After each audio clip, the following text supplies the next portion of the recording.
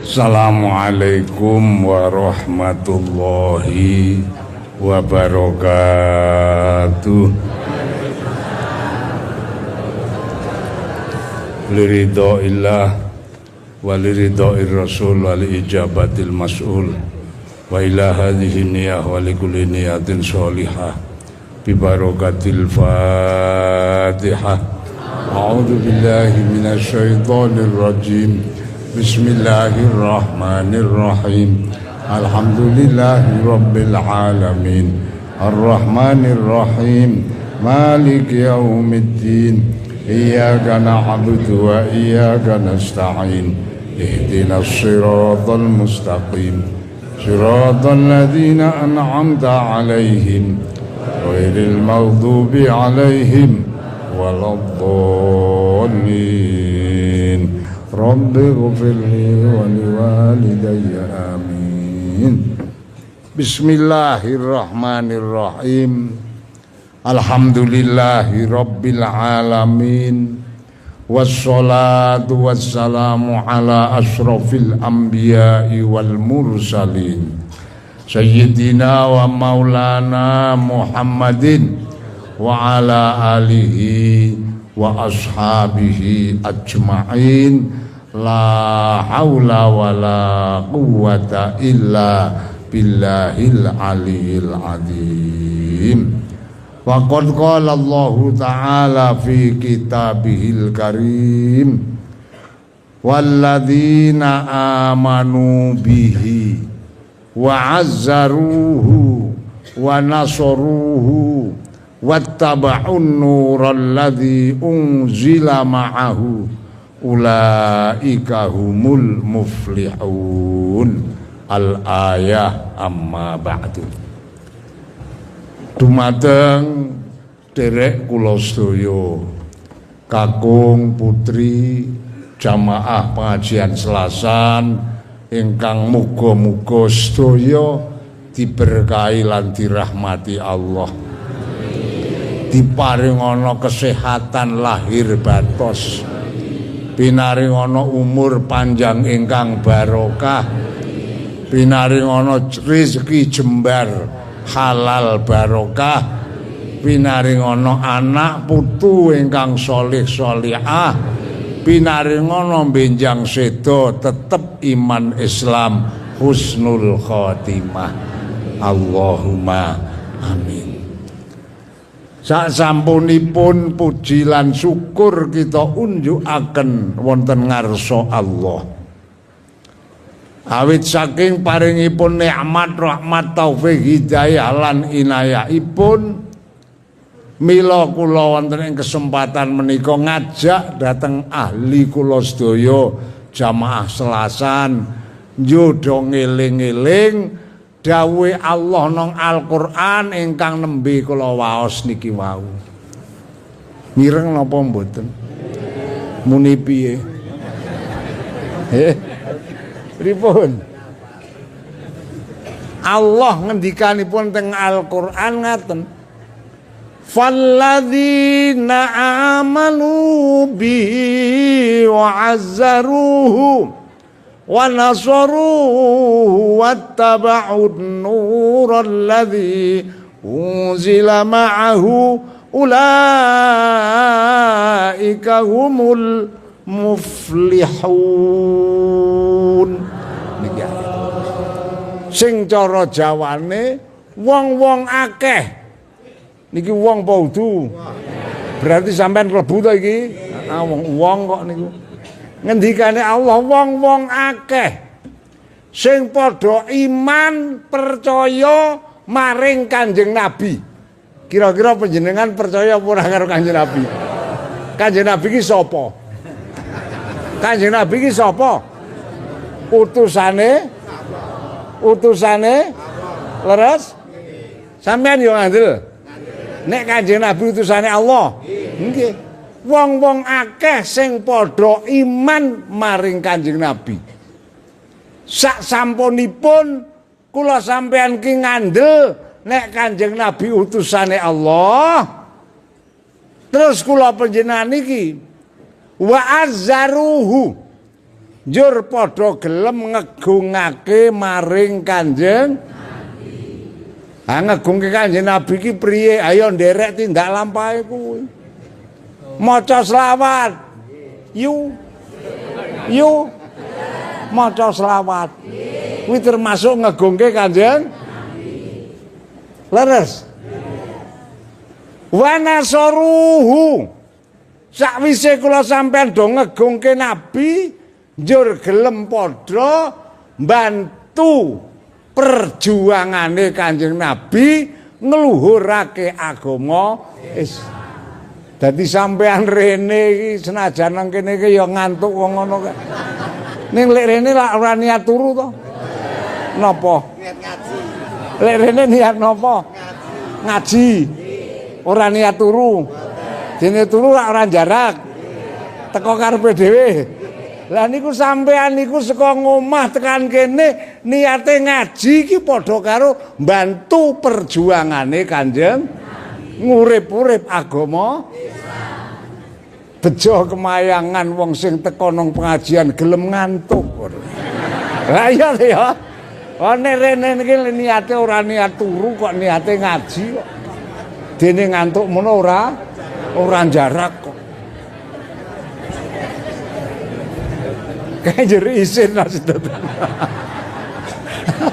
Ya, wa nasaruhu. Sakwise kula sampean iki iman karo Kanjeng Nabi, ngegungake Kanjeng Nabi, bantu perjuangane Nabi, isya ana maneh wattaba'un nural ladzi unzila ma'ahu, jur kula panjenengan kabeh padha nderek tindak lampahe Nabi lan nderek apa sing didhawuhke Allah nang ngersane Kanjeng Nabi, ya kuwi Al-Qur'an. Wis kasarane kula sampean ki ora ketung mbah sepira cok maca Quran. Cok maca apa ora? Katamping pira? Ya Quran ki ora kudu kabeh wong pancen ra teyeng kok apa. Kula sampean saben dina gelem nglegake maca kulhu niki kerbu golongane wong sing nderek maring apa sing diturunke maring Kanjeng. Wis paham? Oh nek sing ora kuwasa maca Quran lek maca kulhu kuwi wae ditlateni. Ora ketung pendak dina ping 11 ngono lho, mbok gede. Ya. Wong tak sawang nek sing wis merem-merem ngono ku maca Quran ya ora roh tulisane kok ya. Nggih. Karo tulisane ora paham to? Ora kulhu apal. Kulhu apal ora? Sing ora apal ngacung. Angger sing ora apal kulhu iki njaluk diwacake kulhu iki. Wis mangsane ya. Nggih nggih. Niki dawuhe Allah.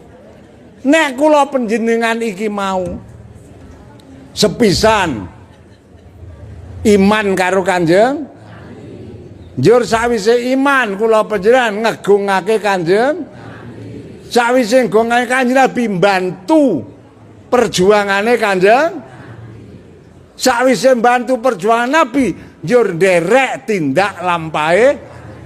Nek wong ki gelem nglakoni patang perkara niki wau ngendikane Allah ulaika humul muflihun.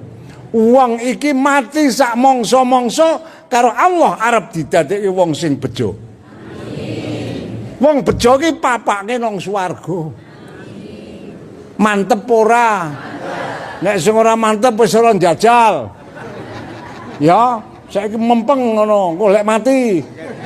Mulak nang kono sampean papake nang swarga, kok dene wis mempeng kok ora papake swarga, bali meleh ke aku. Kandhani kok ya. Niki dawuhipun Allah kae. Dadi mula kalau wau karo Pak Kiai Soam mau dikandhake wis arek sasi apa mau kae? Sok kapan? Sok malam Ahad wis tanggal 1 ya.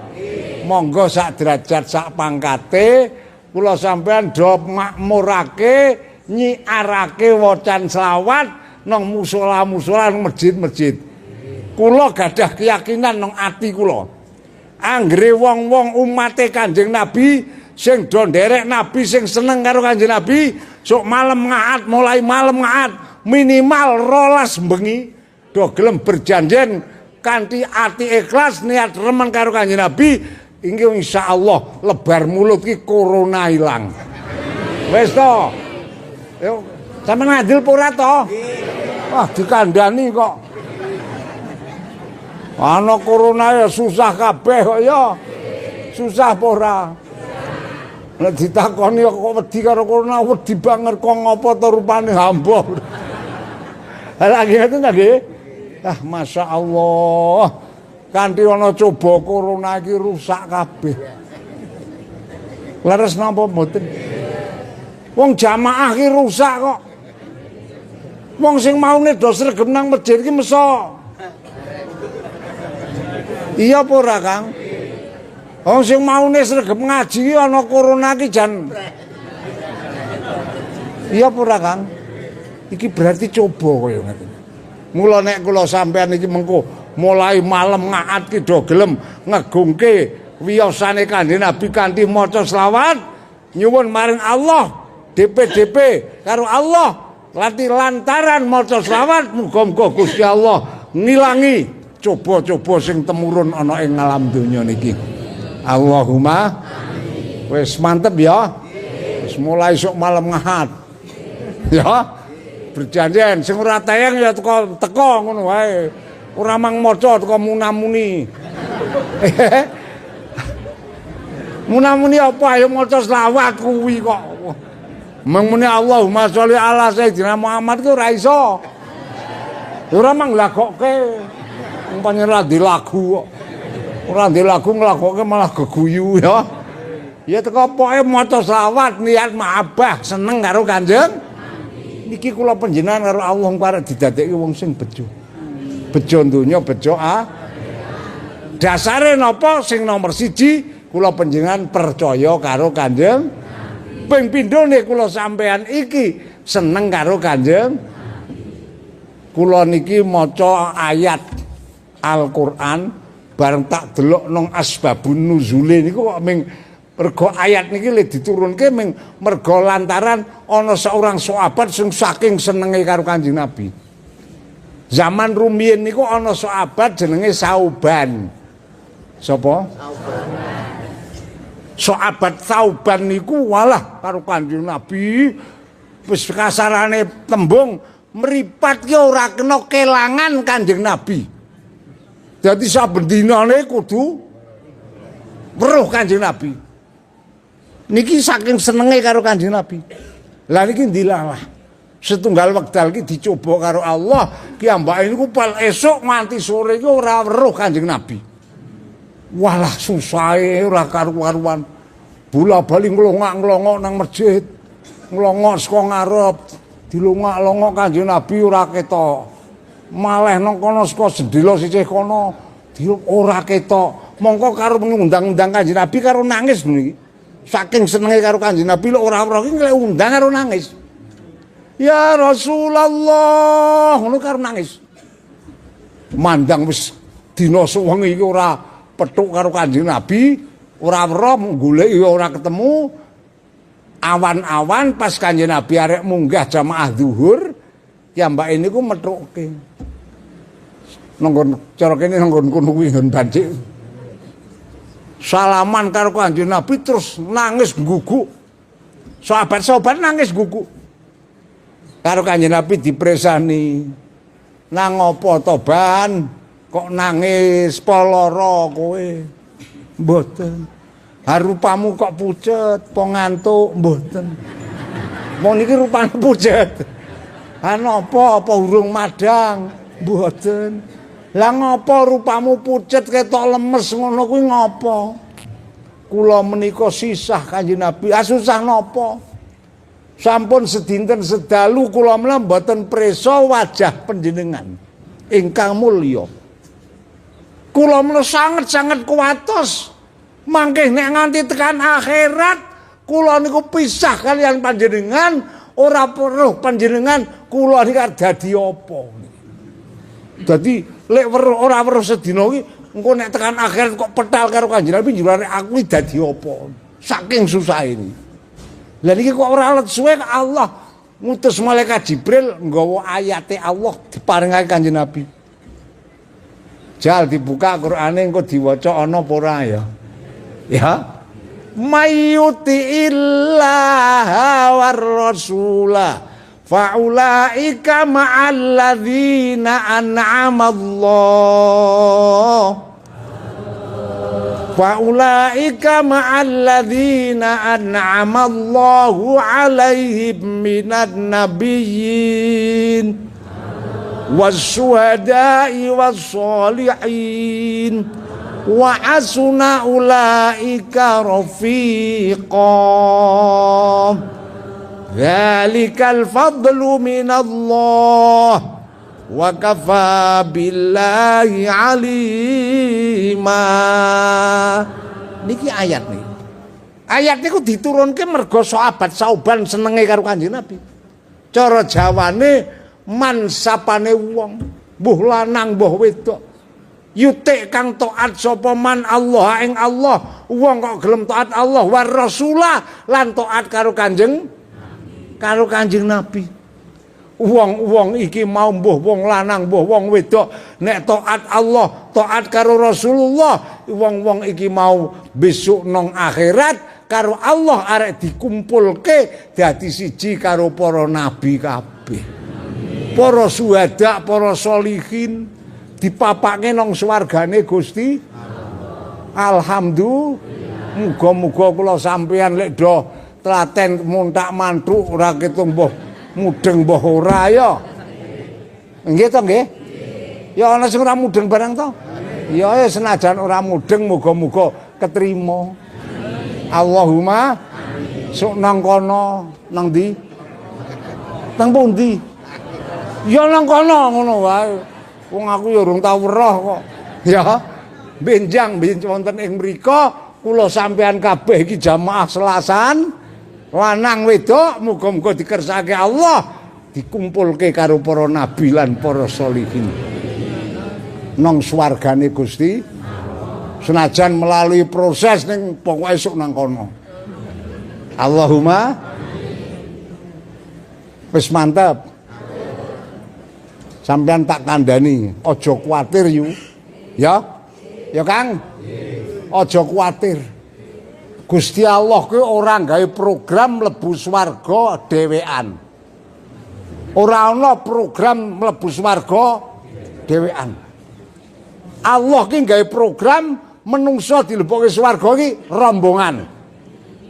Ora ana sing perorangan. Ora ana. Mula nek saiki ki ora tau melu rombongan sok nang kono titeni wae nek ora tola-tolo namanya ya. Iki kaya ngene iki lak jenenge nglatih gawe rombongan to, Kang. Nggih napa nggih? Niku temenan kok. Wong Gusti Allah le dawuh kaya sing ayat tak waca gek Selasa kae jegelingan.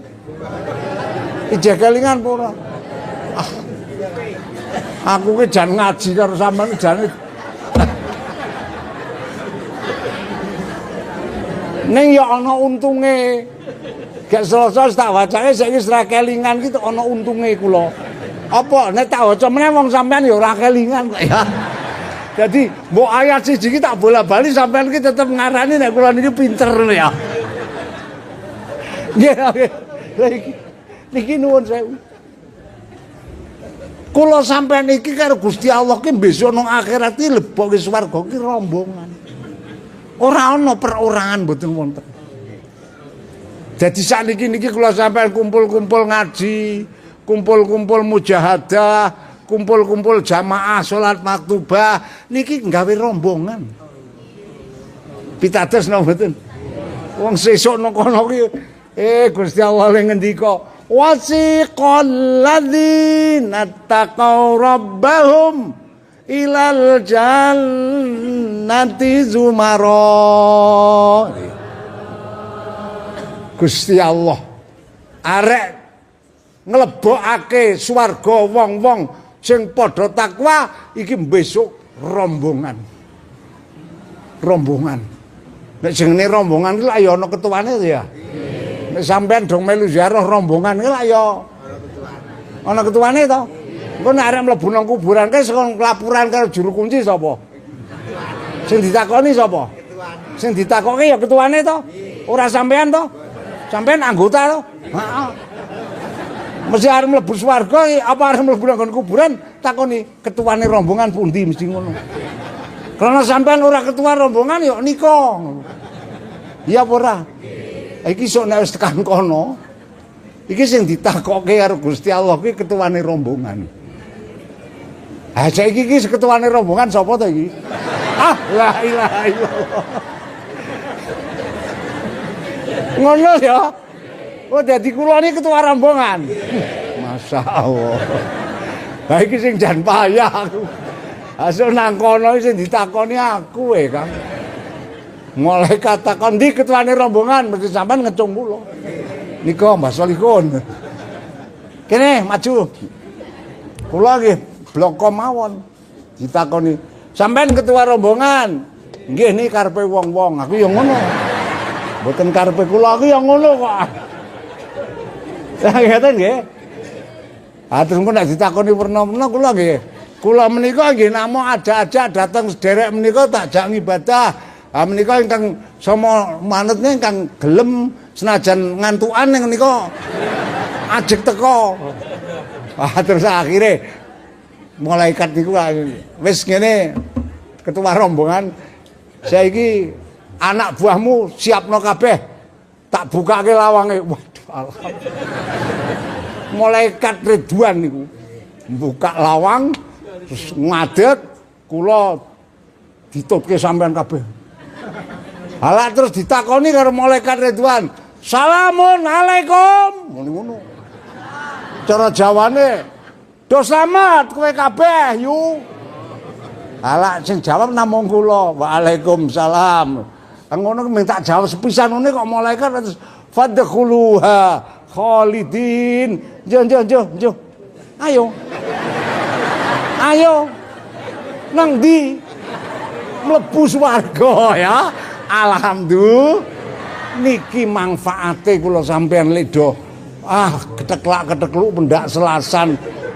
Ya senajan ora oleh opah apa-apa. Ya pengarep-arepe kula sampean ki besok nang kono iki men didadekke siji karo para wong-wong sholihin dipapake nang nggon swargane Gusti Allahumma amin. Paham mboten?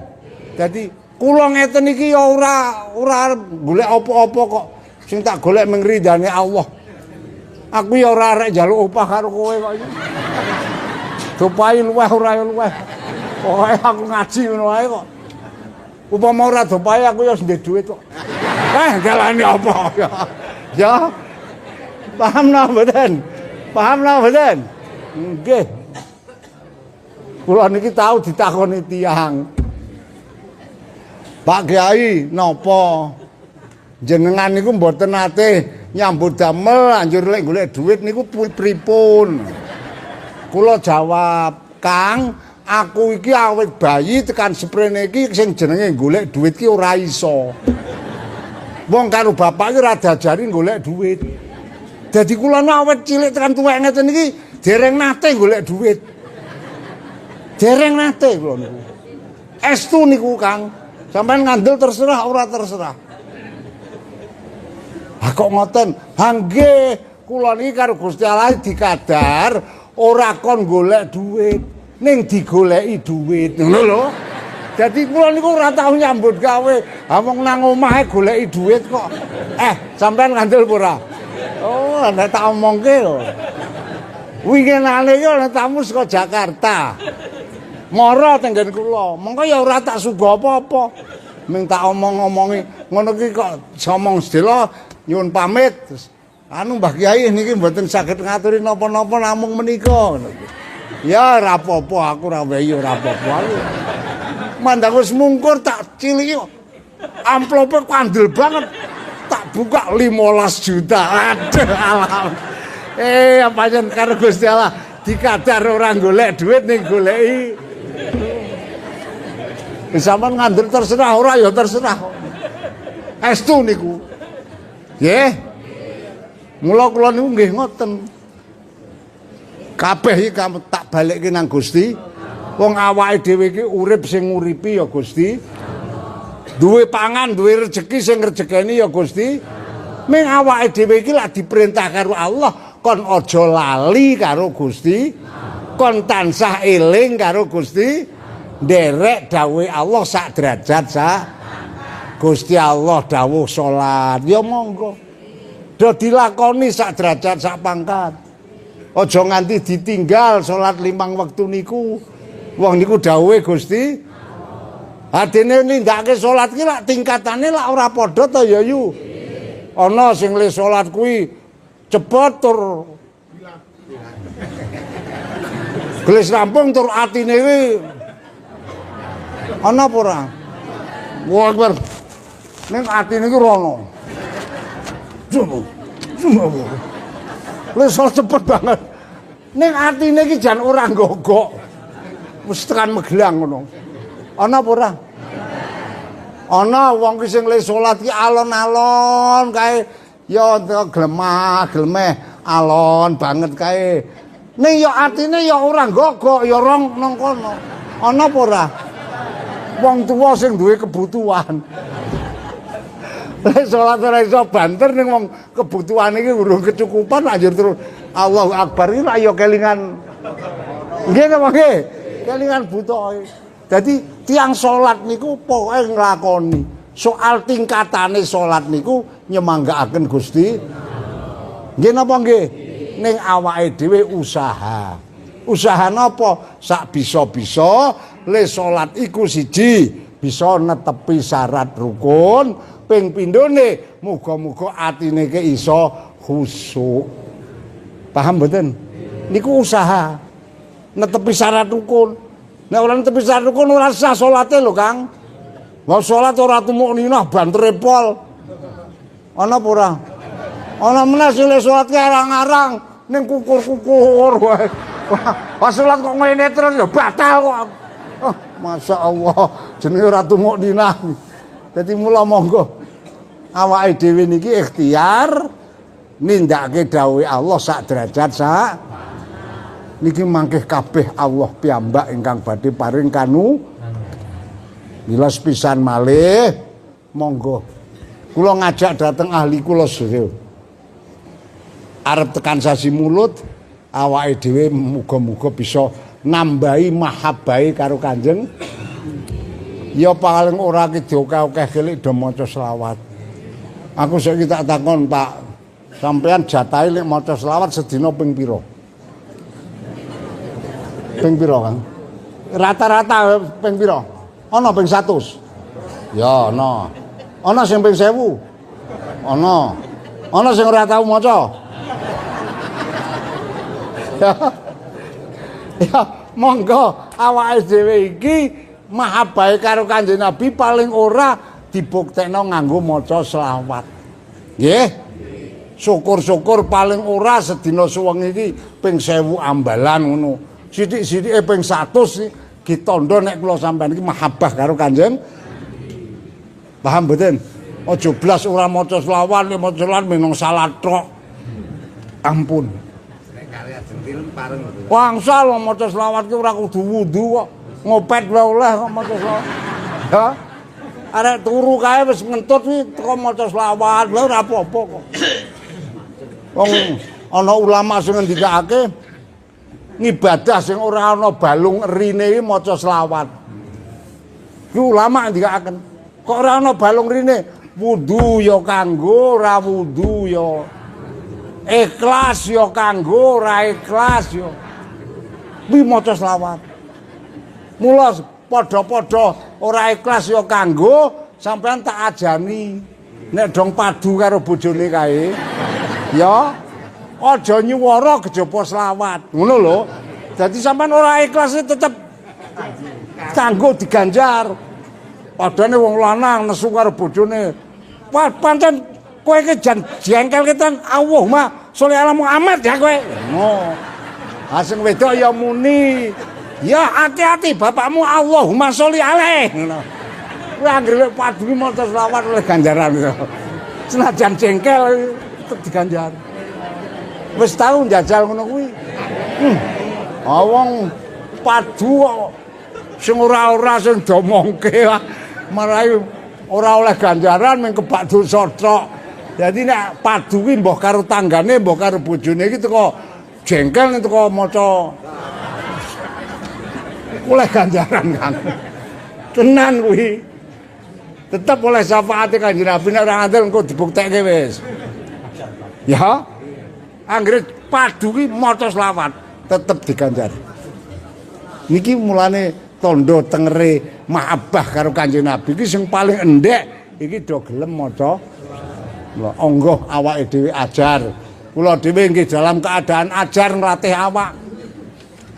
Saben dina nggih cangkem nggih. Ya aja tak ge omong sing ra genah pirang-pirang nih ya tak ajegake maca selawat ora ketung mbah ping pira pandak dinane iki tetep cocot iki tak apa? Apa? Niki tak ajari tak ge maca selawat. Wis mbah oleh ping pira ora ngerti ning pokoke tak ge maca selawat. Iki supaya kula wing pangarep-arepe mengkono akhirat ben diparingi syafaate Kanjeng kula sampean kabeh diaku karo Kanjeng Nabi dadi umate sing mengko kebagian syafaatipun. Sebab nang akhirat ki ana ki umate Kanjeng Nabi sing ora kebagian syafaat ki ana. Ana. Niku Kanjeng Nabi piyambak kok lek ngendika.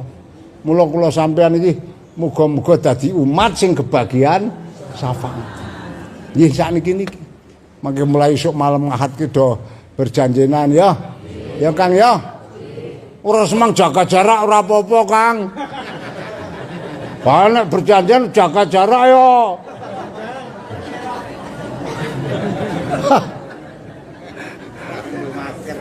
Jamaah jaga jarak.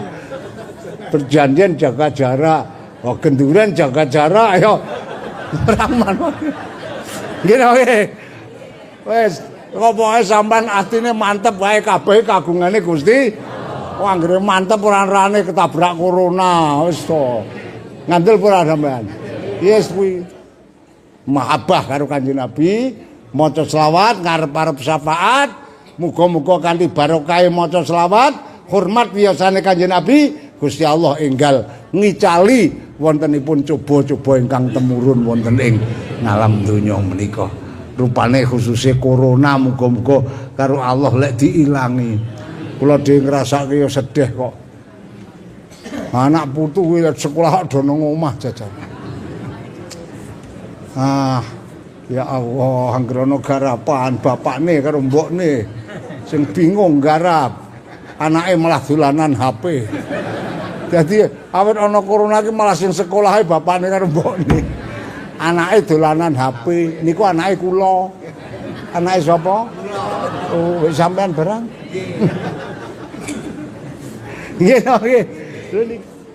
Niku nggon bab pendidikan pun ketinggal. Kerusakanipun. Liya-liyane tasih kathah. Nggon bab keraketane paseduluran nggih. Krana ana corona iki lak ya rada wong saiki sing ado arek tilik muni gek ana corona muni ngono kok ya. Engko mandang wis cedak ketemu ora gelem salaman. Ayo kepriye? Kon ora rusak persatuane, ora rusak pendidikane kanthi kahanan kados ngaten dos pundi mulane monggo awake dhewe sing akeh-akeh le DP karo Gusti Allah. Muga-muga direksa karo Allah. Selamat dunia, selamat akhirat. Wis donga dinunga wae Kang. Nek aku nyawang ki sajake wong-wong ki arek ora ana sing kena corona kok iki. Paling-paling ki engko dijengkeli karo malaikat Israel iki. Ya. Tak sawange sik. Iki sajake ora nganti ana sing tekan sok Jumat Kliwon iki. Ya, hati-hati ya. Nggih. Pokoke awake dhewe iki mantep karo Gusti. Nderek karo dawuh Allah, mantep karo peparinge Allah lan ati kula sampean ditambahono le duweni rasa mahabbah karo Kanjeng Nabi Muhammad sallallahu alaihi wasallam. Pun tak jamin selamat dunya akhirat. Allahumma kabeh do ikhtiar bareng-bareng nggih. Muga-muga awake dhewe le kekancan kaya ngeten iki ora mung saiki tok. Nganti sok tekan ngene alam barzah ya iso do ketemu ya, Kang. Alam barzah iki ngendi to? Ngalam kubur. Kula niku tau dingendikani bapak kula. Wong nang alam kubur kuwi nek sing padha dene keparingan nikmat ya kaya nang alam donya iki. Nek dina Kemis ki do tilik tinilik. Ngono. Sing kono nilik rene kene nilik rono ngoten niku kaya medhayah kaya urip ngeten iki. Niku jare bapak kula. Ini nek sing padha-padha keparingan nikmate Gusti Allah. Nek sing ora ngono ayo lek ngrasake lek kamplengi bae arek menyat piye ya Kang ya. Nggih napa nggih? Lah mulane monggo awake dhewe iki kabeh-kabeh iki nyadong rahmate Gusti, nyadong ridane Gusti. Ya wis lek ngaji ngene iki ya ngaji kewajiban, dene soal hasile iki sing nemtokke Gusti. Ning kula sampean gelem rawuh rene niat ngaji wis gugur kewajiban sampean. Paham mboten? Soal pintere ora wajib kok, Kang. Pintere wong ngaji ora wajib. Wong ana kok wong lho ngaji sregep ning ora. Iya apa ora? Mau Pak Kiai omong apa mbah mau werna-werna ya. Nggih napa nggih? Lho niki ning mboten napa-napa awake dhewe iki sing wajib le padha tumandang napa ngaji. Tapi tetep kula gadah keyakinan asal kita menawa sareng-sareng kodho kepengin ngadang rahmati Allah, ngadang ridane Allah, kita badhe dipun paringi slamet. Slamet dunyane, slamet kubure, slamet akhirate. Muga-muga lek kumpul nganti esuk tekan kono. Allahumma ya mbok menawa yu aku ngelingke ya. Sunek nang kono menawa kula niku keri ya diinteni. Ya. Ya. Ditolah-toleh. Kiyaine kok urung ketok nek diinteni ya. Aja ditinggal mesake ya. Nggih napa nggih? Ha semono uga mangke nek sampean keri ya tak enteni. Tak dolah-dolah. Iki kok Mbak Suminah urung ketok iki. Ah sing ngendi to sing nek ngantukan nek selasan ke lho kok. Ah iki tak enteni ya. Allahumma pun niki mawon muga-muga Allah tansah paring berkah. Paring kemanfaatan, paring kaslametan donya lan akhirat. Rabbana atina fid dunya hasanah wa fil akhirati hasanah wa qina adzabannar. Wa adkhilnal jannata ma'al abrar ya aziz ya ghaffar ya rabbal alamin. Allahumma inna nas'aluka ilman nafi'ah wa amalan mutaqabbalah wa waladan sholihah wa rizqan halalan thayyiban wasi'an mubarakah. Ij'alna ya Allah wa auladana min ahlil ilmi wa ahlil khair wala taj'alna wa iyyahum min ahlil bid'ati wad-dhair. Allahumma ighfir lil mu'minina wal mu'minat wal muslimina wal muslimat al ahya'i minhum wal amwat. Wa sallallahu ala sayyidina Muhammadin nabiyil ummi wa ala alihi washabihi wa baraka wa sallam. Subhana rabbika rabbil izzati amma yasifun wa salamun alal mursalin walhamdulillahi rabbil alamin. Wassalamu alaikum warahmatullahi wabarakatuh.